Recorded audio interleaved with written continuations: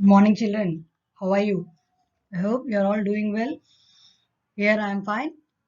So, today, again, with one more part of the lesson, what we are dealing, I'm in front of you virtually.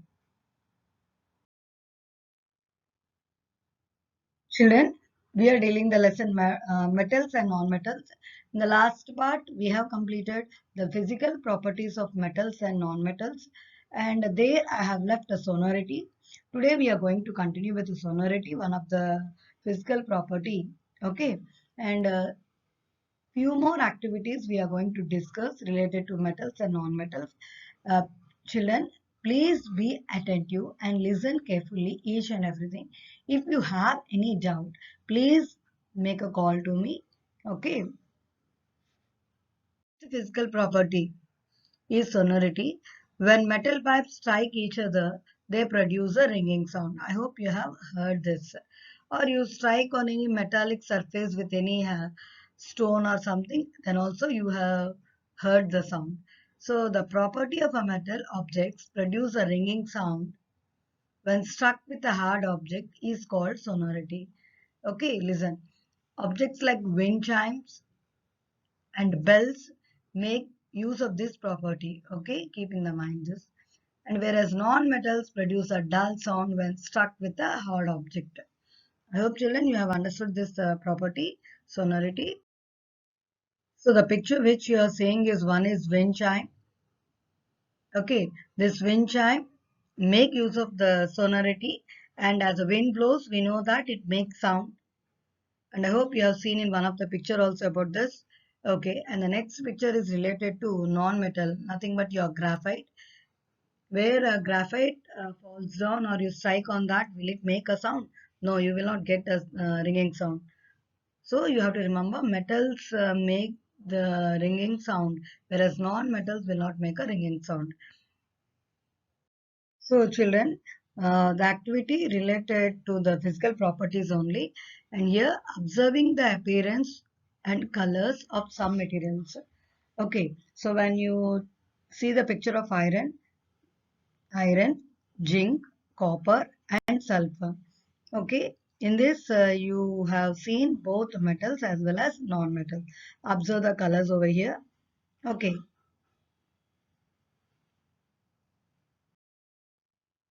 so observe in this picture also like iodine, magnesium, aluminium, carbon. Okay, and here out of these two slides you have to observe which are shining or a dull surface. From that we have to decide, because in two slides we have metals as well as non-metals. Already I have discussed about the physical state of metals and non-metals. Okay, here we are discussing about the appearance. Just look at them. See, whatever the slides we have discussed about the metals and non-metals, you have seen the picture. So here I am discussing how they appears and what is the color. So iron shining, silvery white, zinc is shining, bluish white, and copper is shining, reddish color. Sulfur non-shining, pale yellow, aluminium shining, silvery white, carbon also not shining, and it will be black in color. Magnesium is shining, silvery white, iodine shining, blacky purple. Okay, I hope you have understood the things here, the samples what I have shown. So here, one of the boy, he is carrying a geometry box. Suddenly, in the classroom, suddenly he slips down and fell down. He noticed that the box was making a ringing sound when it hit the hard surface of the floor. Okay, so it was similar to the sound of a ringing bell. Okay, have you observed the material which is used to make a school bell or a bells in a temple? Here, school bell in the sense when no power is there, we have one manual bell in our school. I hope so. You know that. So that is of different material. Similarly, have you find have you know or find the material which are used in a temple? Okay. And one more thing, anytime you have found the wooden bells are used in the schools or temples. Or one more thing you have to remember, whatever the materials we are discussed up to now, like iron, zinc, copper, sulfur, aluminum, carbon, magnesium, and iodine, if you drop all the materials, will all the materials make a ringing sound or not? You have to observe here. So drop one after the other the samples what I have discussed already. So the same samples we have to proceed till the activities what we are listening or you are listening now. Okay, and check whether they give a ringing sound or not. This ringing sound is related to sonority, where the property of a metal has a sonority. Non-metals don't have this, don't possess this. Children, after doing the activity, just listen. One after the other, I have to drop the samples, and I have found that some samples are giving a ringing sound, some samples are not giving a ringing sound. That means they are producing sound and does not produce sound. So on the whole, I categorized a material sample that produces sound like zinc, copper, aluminium, and magnesium. Material sample does not produce sound, that comes under sulfur, graphite, and iodine. So on the whole, metals which produce sound, non-metals does not produce sound. This property of a materials which produce sound or a ringing sound, that is called as sonority, or we can call them as sonorous materials or non-sonorous materials. So up to now we have done activities related to know the appearance like a shining, that is related to luster, and sonority or the properties associated with metals. But all the metals no need to possess the properties what I have discussed like luster and sonority. For example, mercury is a metal but it is not sonorous. That means when you drop a mercury onto the ground, it will not make a sound. That means it is non-sonorous material. So the activity is related to the identifying malleability of a material. So what you are seeing in the picture is a thin silver foil which is used to decorate sweets, or the aluminium foil which is used for packing food. Not only that, if a blacksmith at work, he beats a hot iron piece repeatedly till its shape changes. So can you bring a similar change in the shape of a clay material by beating it? No. So not all the materials can be converted into thin sheets to make a desirable objects. So here the activity related to malleability of a material. So you have to take a hammer and heat the material samples which are used in the activity, and you have to observe the changes in the material samples and you have to record the observations. So what on the whole I'm observed and categorized the material samples in two different ways. One is flattens the material sample like iron, zinc, copper, aluminium, and magnesium. Breaks or converts into powder that comes under sulfur, carbon, and iodine. No change, we don't find anything. Okay, so by this we can tell that like iron, zinc, copper, aluminium, magnesium, which are malleable in nature, this becomes a property of metals. Sulfur, carbon, and iodine, they are not malleable, so they comes under a category of non-metals. So you have to remember one more point is metals like aluminum, silver, and gold are highly malleable. What is malleable, children? I already discussed in the physical state the materials which can be flattened into thin sheets when they are uh, beaten hard. So this property is called malleability of a material. And malleability is one of the property associated with metals also, I told that. So already we have discussed ductility when we are discussing the physical properties. What is ductility, children? The property of drawing a material into thin wires is nothing but ductility. So almost all the metals are ductile in nature. So the same sample, if you observe, what we'll find is iron we can convert into wires, zinc also we can convert into wires, sulfur we cannot, copper yes, carbon no, magnesium yes, iodine no, aluminium yes. So on the whole we can tell that here also two categories like iron, zinc, copper, magnesium and aluminium. This all comes under metals, whereas sulfur, carbon and iodine comes under non-metals. Already I have discussed the ductility property in the physical properties. Their metals are ductile in nature, whereas non-metals are non-ductile in nature. That means they cannot be drawn into wires, non-metals. The examples of copper wire and aluminium, where can be drawn into thin wires.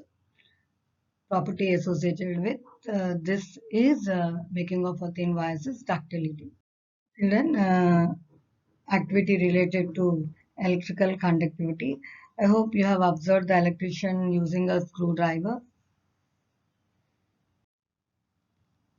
So for this, uh, to know about the electrical conductivity of a material, we have to connect the electrical circuit in such a way, arrange the electrical circuit in such a way like that, a bulb, connecting wires, okay, and the material what we have to test whether it is conducting or not. Here in the picture you have seen a copper coin. As a copper is metal, we can see the bulb glow. So instead of copper, you have to take the samples, whatever I was discussing from the starting of this part to this, like iron, zinc, copper, sulfur, aluminium, carbon, magnesium, and iodine, and test the sample and check in each case whether the bulb glows or not. So instead of a copper coin, I have to take a sample like iron, zinc, copper, sulfur, aluminium, carbon and magnesium and iodine and check a test whether the bulb glows in each case. So on the whole, we can conclude in this way like iron yes, zinc yes, copper yes, sulfur no, aluminium yes, carbon yes, magnesium yes, iodine no. So on the whole, I can categorize a few materials showing the property of electrical conductivity and few materials are not showing the properties of electrical conductivity. So materials that allow electricity to pass through them and make the bulb to glow, those are all comes under electrical conductors. Most metals like copper, aluminium, iron are good conductors of electricity. And when you see the handles of electrical appliances and cooking utensils, they are not made up of metals. You have to remember this point, children. This is your stand, and you have to take for the stand an iron rod like this. And here, this is your wooden block. On that, you have kept your spirit lamp. In the lab, we don't find any spirit. Instead of that, you go with kerosene oil as a fuel for burning this lamp. And what we have to take is you have to fix the iron rod like this, and you take a wax and stick these pins to this iron rod. Okay, you have to arrange like that. The arrangement is like that for observing the heat conduction of metals. So already I have shown the arrangement for this activity. You have to take an iron rod, stick pins to it with the help of a wax, fix the rod to a stand, heat one end of the rod with a spirit lamp and observe the pins fall off. You have seen already. The pins fell because of the heat supplied to the iron rod makes the wax to melt at one end. The wax which is closer to the flame melted first. So this activity clearly shows that heat moves from one end of the iron rod to the other end, as we have seen in the picture that the falling of the pins in a particular order. So this property of a material is known as conductivity of heat. Why the pins fell down as the wax gets melted? Because we have used wax as a material to stick the pins to the rod. So as the wax gets melted, automatically pins will fell down. So I hope so you have observed the pattern of the pins falling down. Okay, this property of the material is known as conductivity of a heat. Okay, all metals conduct heat. So all the metals are good conductors of heat also. And we have to note down something is that all materials do not have equal conductivity.